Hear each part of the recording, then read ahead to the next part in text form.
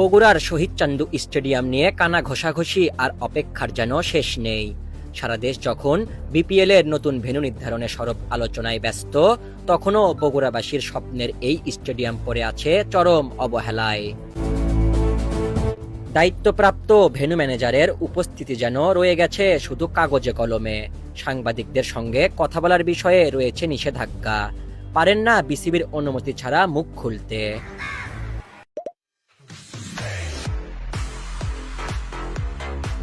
একটা মাঠ যে বহুদিন কথা বলেনি, একটা স্টেডিয়াম যার গ্যালারিতে ওঠেনি বছরের পর বছর কোনো হাততালি, আর এই নীরবতার নাম শহীদ চান্দু স্টেডিয়াম। তবে হঠাৎ এক গুঞ্জন, এক আলোচনার ঢেউ। আসন্ন বিপিএলে বরিশাল, রাজশাহী, রংপুরের মতো শহর যখন আলোচনায়, তখন এক কোণে নিঃশব্দে উঠে আসছে চান্দুর নামও। স্টেডিয়ামের ইনফ্রাস্ট্রাকচারের যে উন্নয়ন, এখন যদি তারা পরিদর্শনে আসে এবং পজিটিভলি চিন্তা করে যে বগুড়াতে বিপিএল খেলার মাধ্যমে আন্তর্জাতিক ভেন্যু আবার ফিরে আসুক, তাহলে এটার মধ্যে সম্ভব। 2004 সালে মাত্র 7 মাসে তৈরি হয়েছিল এই মাঠ।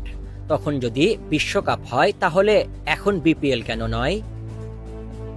আমার মনে হয় এখন থেকে যদি কাজ শুরু করা যায়, সংস্কার কাজ শুরু করা যায়, আমার মনে হয় এখনো বিপিএল এ প্রায় 5-6 মাস আছে। কিন্তু এই স্বপ্নের মাঝেই আছে বাস্তবতার কাঁটা। VIP gallery, media box, drainage system, flood light সবই এখন ভেঙে পড়া অস্তিত্বে। একদিন বৃষ্টি হলে 2 থেকে 3 দিন খেলা পণ্ড হয় এখানে।